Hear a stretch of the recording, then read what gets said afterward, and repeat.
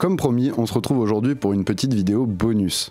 Alors, depuis le temps qu'on attend la sortie du premier volet du film Kaamelott et la sortie de cette trilogie d'une manière plus générale, j'ai vu fleurir un peu partout sur internet et notamment sur YouTube tout un tas de vidéos et de commentaires pour essayer d'imaginer à quoi va ressembler cette histoire après la série et dans cette fameuse trilogie. Beaucoup de ces vidéos et de ces analyses se fondent d'abord sur le teaser. Ça me paraît pas inintéressant, au contraire, mais c'est un exercice qui m'intéresse un peu moins, en plus je m'y connais moins. Ce qui m'intéresse en revanche, c'est de voir comment, au regard des livres de la tradition arthurienne, des livres de la légende arthurienne, des romans de chevalerie médiévaux, qu'est-ce qui pourrait se passer dans ces films?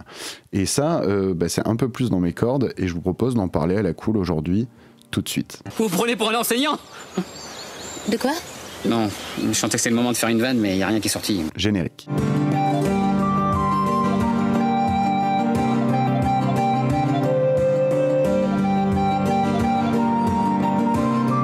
Bien, alors cette vidéo est non scriptée, j'ai pris quelques notes comme ça à mesure que des idées me venaient, notamment lors du tournage de ma dernière vidéo.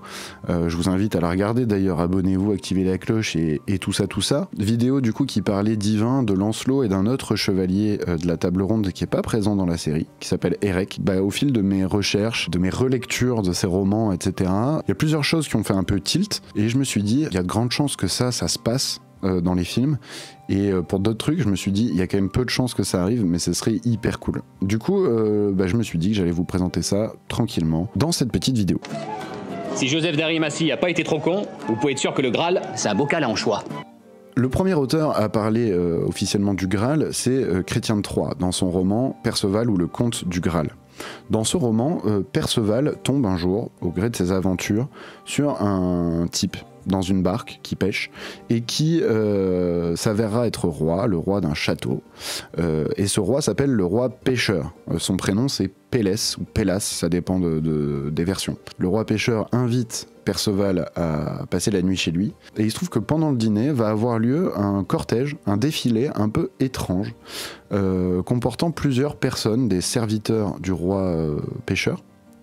Il y en a un qui porte une lance qui saigne toute seule, une autre qui porte un plateau sur lequel il y a des clous, et puis arrivent deux autres personnages qui portent des candélabres, un dernier qui porte une coupe dorée qui irradie la salle de lumière, et Perceval se demande bien ce que c'est que ce truc. Il se trouve qu'il se souvient que lors de son adoubement, Gornement qui l'a adoubé lui a demandé de ne pas poser de questions et d'arrêter de parler. Je vous jure, c'est pas bien. Il faut plus que vous parliez avec des gens. Donc Perceval ne pose pas de questions. Et parce qu'il ne pose pas de questions et qu'il ne reconnaît pas le Graal, ni la lance, ni les clous, qui sont a priori du coup les clous de la Sainte Croix, Perceval ne peut pas, un, guérir le roi pêcheur qui est malade, et deux, le château va disparaître, et quand il va se rendre compte qu'il est passé à côté du Graal et qu'il n'a pas été capable de le rapporter, il essaiera de retrouver ce château magique, mais sans succès. Et l'histoire s'arrête là, plus ou moins en queue de poisson. Pourquoi? Parce que Perceval ou le Conte du Graal est un roman inachevé. Chrétien de Troyes est mort avant de l'avoir terminé, et c'est d'ailleurs ça qui va lancer un petit peu la mode de la table ronde, dans la mesure où plein d'autres auteurs, plein d'autres troubadours et trouvères vont, après sa mort, essayer d'imaginer la fin de l'histoire. On va appeler ça des continuations, et dans ces continuations, il va y avoir tout un tas de versions possibles. Évidemment, Perceval, dans beaucoup de ses continuations, trouve le Graal, mais dans la plupart des versions, en fait, c'est trois personnages en même temps, Galahad, avec Bohort et Perceval. Galahad, du coup, c'est qui? Galahad, c'est le fils de Lancelot, qu'il a eu avec Hélène. Hélène, c'est la fille du roi pêcheur. Et leur enfant va du coup être l'accomplissement, l'union entre les meilleurs chevaliers de la table ronde, incarnés par Lancelot, et avec les gardiens du Graal, incarnés par Hélène, ici. Alors il se trouve que Hélène, pour pouvoir avoir un enfant avec Lancelot, va user de différents subterfuges. La plupart du temps, elle boit une potion de métamorphose pour avoir l'apparence de Guenièvre, puisque Lancelot, on le sait, n'est amoureux que de Guenièvre.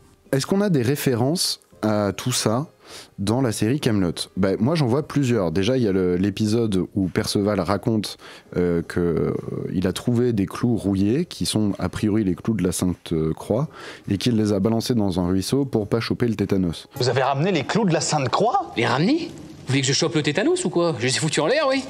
Donc ça peut renvoyer à cette aventure dans le château du roi pêcheur.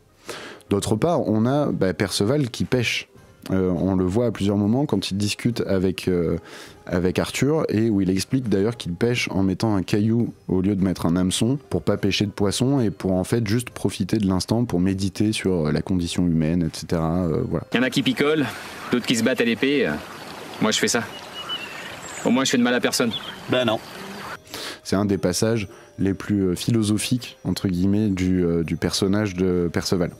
Et puis enfin, on a les innombrables références à la destinée exceptionnelle de Perceval. Le fait qu'Excalibur flamboie plus fort lorsque c'est lui qui la prend, le fait que la Dame du Lac explique à Arthur qu'il a une destinée exceptionnelle, etc., etc. Dans 20 siècles, on en parle encore. Sire, ça devient flippant, là. Malgré tout, je pense pas que la trilogie parte vraiment dans cette voie-là de la découverte du Graal. Parce que ça me paraît quand même compliqué de le faire sans Galahad.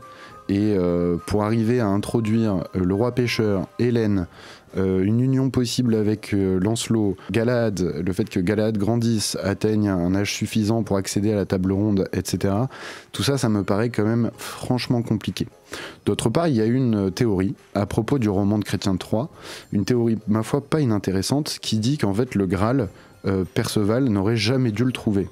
Et que le Graal, c'est plus dans une dimension philosophique qu'il faut le comprendre. Que le Graal, c'est une quête, un moyen de se dépasser, d'aller au-delà de ses limites pour devenir meilleur, pour grandir.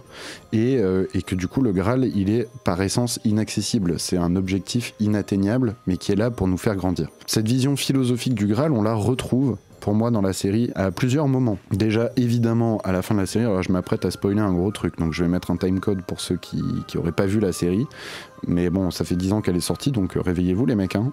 Il est temps d'y aller, donc je spoil. Hein. Lorsqu'Arthur se suicide dans la baignoire, après il explique à un moment que tous les suicidés sont le Christ et que toutes les baignoires sont le Graal. Donc là il donne une dimension philosophique, une explication philosophique au Graal qui est pas la même que celle qu'on imagine dans le roman de Chrétien de Troyes, mais qui est quand même une interprétation philosophique. Et d'autre part, il y a plusieurs moments, notamment lorsqu'il prie le Dieu unique, etc., il y a plusieurs moments où il explique que le Graal, tout le monde y cherche à savoir ce que c'est exactement comme objet autour de la table ronde, mais qu'en fait, ils ont du mal à voir au-delà de l'objet, ils ont du mal à comprendre le sens que ça a. Donc peut-être qu'en fait, Alexandre Astier part plus dans cette voie-là, et en tout cas, ça me semble plus probable. Il y a un dernier truc que je trouve rigolo à propos du Graal, vous me dites ce que vous en pensez dans les commentaires, hein. Si ça se trouve, je pars dans des tripes un peu lointains, mais le Graal, à l'origine, avant d'être le Saint Graal, d'être christianisé par Chrétien de Troyes, c'est un objet qu'on retrouvait dans la tradition celte. J'ai trouvé ça dans quelques sources, comme étant un récipient que possédait le chef et qui montrait en fait tous les devoirs qu'il avait envers son peuple, que son devoir était en fait de remplir ce Graal pour en réalité montrer tout ce qu'il doit faire pour nourrir et bien s'occuper de son peuple. De ce point de vue là, je trouve ça marrant le passage avec la fausse couronne que Yvain et Gauvin achètent à Vennec et qui va être prise pour une couronne par Léodagan et Caradoc qui vont la porter après qu'Arthur ne veut plus être à la tête du royaume de l'ogre, et qui en fait est une jatte et du coup juste un récipient pour contenir de la bouffe. C'est Arthur lui-même qui explique ça aux autres personnages qui sont autour de la table, et je trouve ça intéressant. C'est peut-être un clin d'œil, vu qu'il s'intéresse aussi, Alexandre Astier, beaucoup à la dimension historique du roi Arthur et de la légende arthurienne. J'ai envie de dire pourquoi pas, ça peut être un clin d'œil intéressant aussi de sa part. Ça vous ferait plaisir de coucher avec votre demi-sœur? Honnêtement, je crois pas. Pourtant, vous y viendrez. Du coup, si les films ne prennent pas la direction de la quête du Graal, il faut bien trouver une autre histoire pour alimenter et pour raconter quelque chose dans ces 3 films. Alors pour moi, il y a 2 possibilités. Ou Alexandre Astier s'éloigne complètement de la légende et part dans un trip un peu géopolitique avec des conflits avec les Burgondes, avec pourquoi pas les Saxons, je sais pas, vu qu'on a vu dans le teaser des scènes de bataille avec des trébuchets, etc. Pourquoi pas? J'ai envie de dire pourquoi pas.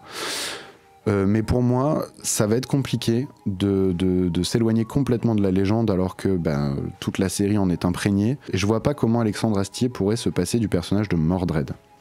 Alors Mordred, dans la légende arthurienne, au Moyen-Âge, il apparaît dans les tout premiers textes. C'est une des premières infos qu'on sait à propos d'Arthur, c'est qu'il a un fils bâtard, un fils adultère, qu'il a eu avec sa demi-sœur. Alors selon les versions, là encore, ça dépend et c'est le foutoir, selon les versions, la demi-sœur d'Arthur, c'est ou Morgane ou Morgause. Dans cette histoire, Mordred profiterait d'un voyage de son père en Gaule pour s'asseoir sur le trône et prendre le pouvoir. Au retour d'Arthur, chaque camp, celui de Mordred et celui d'Arthur, vont se former entre les partisans de l'un et de l'autre, et ils vont s'affronter dans une guerre civile bretonne qui s'achèvera dans la bataille de Camlann, bataille qui verra Arthur et son fils Mordred s'entretuer. Et c'est à ce moment-là que Morgane débarque pour accompagner Arthur à Avalon. Est-ce qu'on a des références à ça dans la série Kaamelott ? Alors, c'est intéressant. Déjà, il y a la question de la paternité d'Arthur qui est centrale, hein, puisqu'il va passer toute une saison à chercher sa descendance, qu'elle soit... Alors, légitime, il n'en a pas, puisque même s'il a été marié 2 fois, il n'a pas d'enfant légitime. Il va chercher auprès de toutes ses maîtresses, voir s'il n'a pas des enfants à droite à gauche, et il finit par ne pas en trouver. C'est une question, du coup, qui est absolument essentielle, la question de la paternité dans la série. Du coup, après avoir passé tout ce temps à chercher ses enfants, ça serait quand même dommage de passer à côté du seul enfant qu'il a eu dans la légende. Ça me paraît très dommage. Vous le méritez. Ah, parce que vous pensez que ça se mérite? Pour quelqu'un pour qui ça compte comme ça, ce serait tout de même justice que vous en ayez. Donc on est d'accord, ce serait injuste que j'en ai pas. D'autre part, il y a le personnage d'Anna. Anna, du coup, c'est la femme du roi Lot, et elle se présente comme la demi-sœur du roi Arthur, et elle y tient beaucoup, ce terme de demi-sœur. Ce personnage d'Anna, ça pourrait être, du coup, Morgane ou Morgause. Alors Morgane, pour moi, c'est mort, parce que Morgane, on la voit dans l'épisode où Arthur est blessé, et Merlin le soigne avec de longs gants, parce qu'elle vient pour amener Arthur à Avalon. Donc Morgane, c'est mort pour moi. En revanche, Anna, si c'est pas Morgane, ça pourrait être Morgause. Et ce qui est hyper intéressant, c'est que dans Dies Irae, donc qui est le pilote de la série Kaamelott, il y avait un personnage qui jouait le rôle de Morgause enfant, qui était joué par une des filles d'Alexandre Astier, et Morgause devient Anna dans la série. Mais il est expliqué, j'ai trouvé ça sur le net, il est expliqué que ce personnage de Morgause qui était présent à la base devient Anna, la femme du roi Lot. Donc ça colle complètement avec l'histoire. Il se trouve que dans Dies Irae aussi, il y avait un personnage qui était celui de Mordred. Mais Alexandre Astier s'était un peu arrangé avec l'histoire, il avait fait de Mordred le frère de Morgause. Donc il avait joué avec cette histoire, mais on sait qu'il était au courant depuis le début et qu'il nous prépare peut-être un petit quelque chose. Le dernier élément qui me fait penser à ça, et je pense que vous l'avez tous en tête pour ceux qui connaissent la série, c'est dans le livre 6, quand Anna justement vient voir Arthur et qu'elle lui demande s'il a envie de coucher avec sa demi-sœur, et qu'il dit non, et qu'elle lui dit « vous y viendrez ». Lorsqu'il était en train d'écrire et de tourner la saison 6, il avait déjà en tête Astier ce projet de trilogie de films après la série. Et pour moi, c'est pas juste une référence. Alors Sai, de la chaîne SciPlay, qui fait un travail incroyable. Si vous êtes fan de Kaamelott et que vous connaissez pas sa chaîne, allez voir ça, je vous la mets en fiche.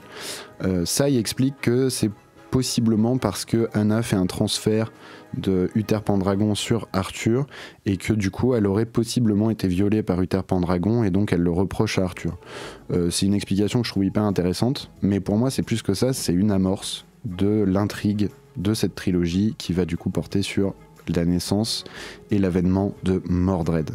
En tout cas, je trouve ça hyper malin et hyper cool de partir sur cette voie-là. Vous avez pensé à moi, j'arrive? Ouais, j'ai pensé à vous ce matin. Vous avez pensé à moi? Attendez, je discute avec la dame du lac. Alors maintenant qu'on a parlé de l'intrigue principale, parlons un petit peu des détails. Il y a plusieurs trucs que je trouve intéressants dans la légende et que j'ai plus ou moins vu ou pas vu justement dans la série et que je trouverais cool de voir dans cette fameuse trilogie. Le premier élément, il concerne Merlin. Dans la légende, Merlin a une liaison amoureuse avec Viviane, une fée qu'on appelle autrement la Dame du Lac. Alors clairement, il n'y a rien par rapport à ça dans la série, hein. Mais alors, rien du tout. En plus, la Dame du Lac est bannie des dieux, donc elle devient mortelle, elle arrive sur Terre, etc. Ça aurait été l'occasion de créer une amorce de quelque chose avec Merlin. Zéro, rien du tout, nada. Donc, j'y crois pas trop. Mais ce qui est intéressant, c'est que Merlin, dans la légende, pendant sa liaison avec Viviane, lui apprend en fait les rudiments de la magie. Et alors là, ça dépend des versions. Parfois c'est par accident, parfois c'est par jalousie. Mais Viviane lance un sort qui emprisonne pour toujours Merlin dans une tour invisible au milieu de la forêt de Brocéliande.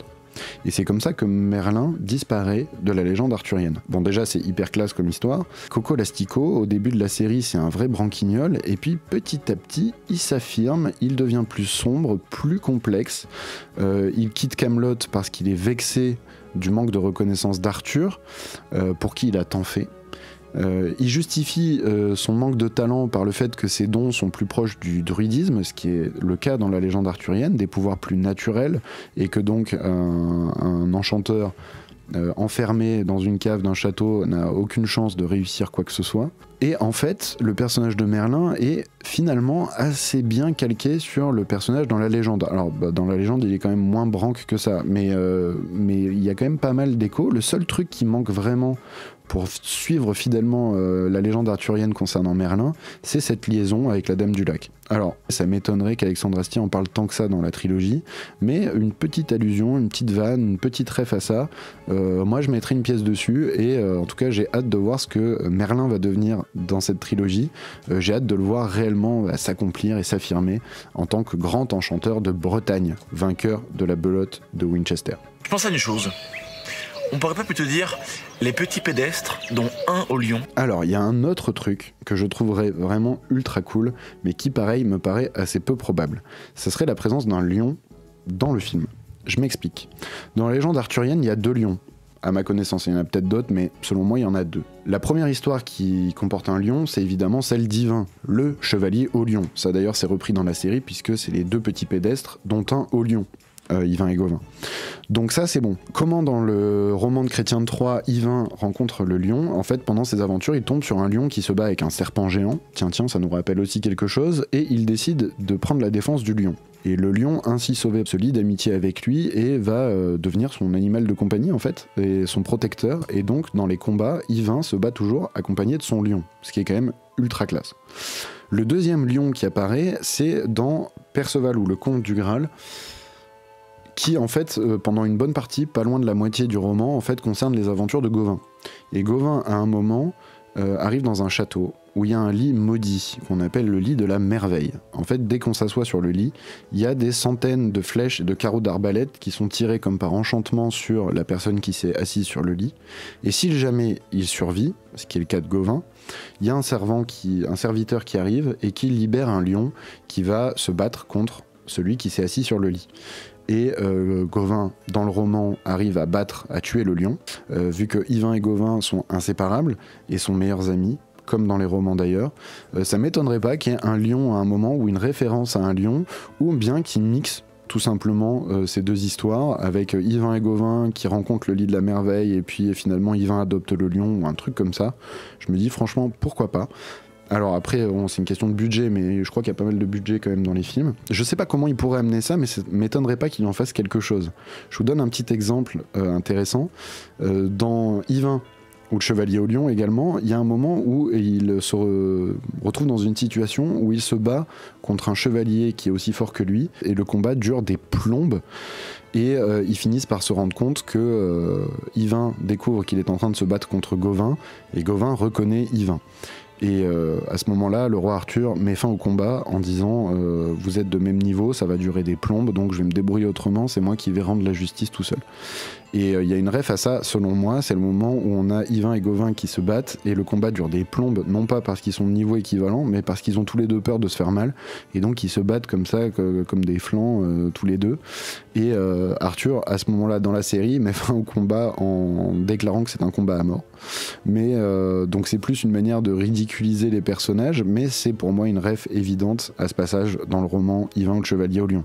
Et c'est pas du tout impossible qu'il y ait à nouveau une référence au lion, à cette histoire-là, à ces 2 histoires-là que je vous ai racontées dans les films. En tout cas, là encore, je mettrais bien une petite pièce dessus. En tout cas, ça me ferait vraiment kiffer de voir un lion dans la trilogie. Ah ouais, ça serait hyper. Opterez-vous pour un printemps gracieux et fraîche comme l'ondée? Point, insecte subtil. Allez, on a parlé d'Yvain et Gauvin, maintenant on va se concentrer sur Gauvin, parce qu'il y a une caractéristique aussi qu'on retrouve dans la légende arthurienne et qui manque pour l'instant dans la série et qui serait absolument stylée. Gauvin, faut savoir qu'avant que Chrétien de Troyes invente le personnage de Lancelot, il était considéré, Gauvin, comme le meilleur chevalier de la table ronde. Donc c'était vraiment quelqu'un qui pesait, c'était un énorme chevalier. D'ailleurs, il va y avoir cette rivalité entre Gauvin et Lancelot pour en gros savoir qui est le meilleur.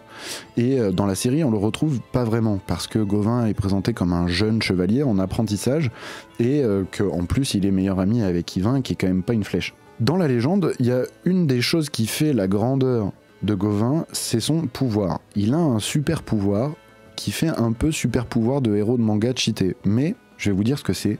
Gauvin est un héros solaire. Ça veut dire que la force de Gauvin dépend de la puissance du soleil. Donc en gros, là où il est le plus fort, c'est à midi. Et là où il est le plus faible, c'est la nuit ou dans les souterrains. Je trouve ça complètement dingue, et je trouve ça génial comme idée, et je me dis, pourquoi pas, vu que Gauvin dans la série est encore un personnage, un chevalier en apprentissage, en découverte de ses capacités, c'est pas impossible que 10 ans après, dans les films, il ait découvert ce pouvoir qu'il avait en lui, qui sommeillait en lui, et qui ne s'était jamais exprimé. Je remarque d'ailleurs que les parents de Gauvin, dans la série comme dans la légende, ce sont le roi Lot et alors Morgause ou Anna dans la série, que ces deux parents donc maîtrisent la magie, on l'a vu à plusieurs reprises. Du coup je me dis, mais en fait pourquoi il aurait pas de super pouvoir? C'est carrément possible en fait. Mais en tout cas moi j'ai envie d'y croire, j'ai envie de voir ça. En plus, Gauvin est vraiment un personnage fidèle à Arthur, un personnage qui a envie de bien faire, qui est plein de bonne volonté, qui est simplement encore trop jeune, trop fragile ou trop maladroit pour arriver à ses fins et pour pouvoir faire ses preuves. Mais j'ai envie de dire, après 10 ans de galère sous l'autorité de Lancelot, il aurait pu développer cette aptitude. En tout cas, je trouverais ça hyper classe. Et alors, il y a une deuxième histoire qui serait encore plus classe par rapport à Gauvin et à son pouvoir solaire. Ce serait sa liaison avec Lunette. Je m'explique. Dans la plupart des versions, Gauvin est aussi un des personnages les plus appréciés parce qu'il reste célibataire toute sa vie. Parce qu'il fait le serment de pouvoir aider toutes les jeunes femmes en détresse et donc il refuse de se marier pour pouvoir être 100% dispo à cette mission qui est de protéger toutes les femmes du royaume. Mais il y a une version dans laquelle Gauvin a une histoire d'amour et cette histoire d'amour il va l'avoir avec Lunette, qu'on appelle aussi Luned d'ailleurs dans d'autres régions. Lunette c'est la servante de l'Odin. L'Odin c'est la femme divin. Donc ça serait marrant déjà que les deux meilleurs potes aient deux femmes qui sont meilleurs potes. Enfin, que leurs femmes respectives soient meilleures potes. Vous laissez pas embobiner, il cherche à vous rembobiner. Et il se trouve que Lunette, elle s'appelle comme ça parce que ce n'est pas une humaine, c'est une fée. Et c'est une fée qui tire son pouvoir de la lune. Luned, lunette, lune, vous l'avez, on est bon. Or, on voit dans un épisode de la série la Dame du Lac arriver au Conseil des Fées, et on voit qu'il y a la fée des plantes, la fée des pierres, voilà, qu'il y a plein de fées différentes. J'ai pas de mémoire l'impression qu'il y a une fée de la lune, mais pourquoi pas, vu qu'on a vu qu'il y avait plein de fées, c'est pas impossible que Lunette existe. Et pourquoi je trouverais ça cool? Eh bien parce que, évidemment, cette liaison entre Gauvin et Lunette est une liaison d'abord symbolique, puisque Gauvin est un héros solaire, le soleil, la journée, et Lunette, une fée qui tire ses pouvoirs de la lune. Du coup, ça serait comme un mariage du jour et de la nuit, une espèce de perfection naturelle absolue dans cette union entre Gauvin et Lunette. Et je me dis, pourquoi pas? Maintenant que Gauvin, dans le film, sera un adulte, pourquoi pas le retrouver marié à une certaine Lunette? Moi, je trouverais ça assez stylé, en tout cas, qu'il y ait une ref à ça, je trouverais ça hyper cool et hyper classe. Ah bon, alors pour quelle raison est-ce que les femmes n'ont pas le droit d'être là? J'ai jamais dit que les femmes n'avaient pas le droit d'être là. Pourquoi vous voulez venir? Allez, dernier point, ça me paraît inconcevable que dans cette trilogie, il n'y ait pas de nouveaux personnages, et dans le teaser, on a déjà vu qu'il y avait de nouveaux personnages. Donc il y en a quelques-uns que j'aimerais bien voir, mais j'ai envie de vous en parler, tout simplement. C'est possiblement de nouveaux ennemis, issus de nouveaux peuples, il y a pas mal de théories là-dessus, j'ai envie de dire pourquoi pas. Mais j'aimerais bien qu'il y ait d'autres chevaliers de la table ronde qui se présentent, ou bien recrutés sous l'ère de Lancelot, ou bien qui se révèlent dans la résistance et qui seraient récupérés par Arthur après. J'en sais rien. En tout cas, il y a deux chevaliers hyper connus qu'il est dommage de ne pas avoir mis pour l'instant dans la série. C'est d'abord Tristan, le Tristan de Tristan et Iseut, l'histoire d'amour la plus connue du Moyen-Âge, et le deuxième, ça serait Érec, qui est donc le héros du premier roman de Chrétien de Troyes. Pourquoi ça serait intéressant en particulier d'avoir ces deux personnages? Eh bien parce que la série manque quand même franchement de personnages féminins et d'histoires d'amour qui fonctionnent, parce que Léodagan et Célie, c'est quand même pas ouf. Caradoc et Mévanoui, c'est quand même chaud parce que c'est une grosse morue. Perceval et Engarade, on est au point mort depuis 6 saisons. Il y a bien l'histoire d'amour entre Arthur et Mévanoui, mais c'est encore une fois c'est une grosse morue, donc ça finit pas très bien. Donc ça manque un peu d'exemples d'histoires d'amour stables, qui se passent bien. Et je pense que, alors on a déjà évoqué Gauvin et Lunette, ça pourrait être cool. Pourrait y avoir aussi Lodine qui apparaîtrait comme épouse d'Yvain, même si pour l'instant il est barré avec Démétra, donc je sais pas trop. Mais ce serait pas mal. Tristan et Iseut, c'est du coup une histoire d'amour ultra célèbre et ultra connue, donc ça serait cool qu'on les trouve tous les deux dans cette nouvelle histoire. Et Eric et Enid, on en a déjà parlé, c'est aussi une épouse forte qui va inviter son mari à partir à l'aventure, j'en ai parlé du coup dans ma dernière vidéo, qui va le pousser à se surpasser et à repartir à l'aventure. Elle va même l'accompagner dans ses aventures. Et je trouve que d'intégrer des histoires d'amour plus stables et d'intégrer des personnages féminins assez stylés, je me dis ça serait quand même plutôt chouette. Donc j'ai envie de mettre une pièce là-dessus aussi. Voilà. Je suis hyper impatient, comme vous tous, je pense, de voir ce film, de voir quelle va être la tournure des événements dans cette trilogie. Voilà, je vous ai lancé 2-3 idées comme ça. Si ça se réalise, je suis un sorcier. Si ça se réalise pas, c'est pas grave. On aura quand même appris des trucs. Même s'il part vers d'autres arcs narratifs, on va dire, je suis pratiquement sûr qu'il y aura d'autres références à tout ça. Donc je me dis, on verra bien. On verra bien. N'hésitez pas à me donner dans les commentaires s'il y a d'autres trucs comme ça que vous avez remarqué dans la légende arthurienne, où vous vous dites tiens, ce serait cool de voir ça, ou c'est possible qu'on voit ça dans les films. N'hésitez pas à me donner votre avis, on peut en discuter dans les commentaires. Allez voir la chaîne de Sai, j'en ai déjà parlé, mais elle est vraiment incroyable. Il y a des analyses de personnages de la série qui sont franchement d'une qualité exceptionnelle.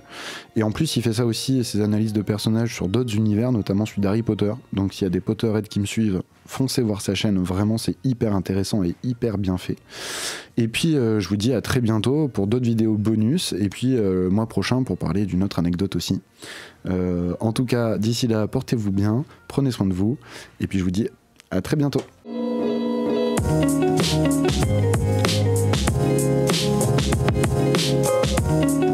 Thank you.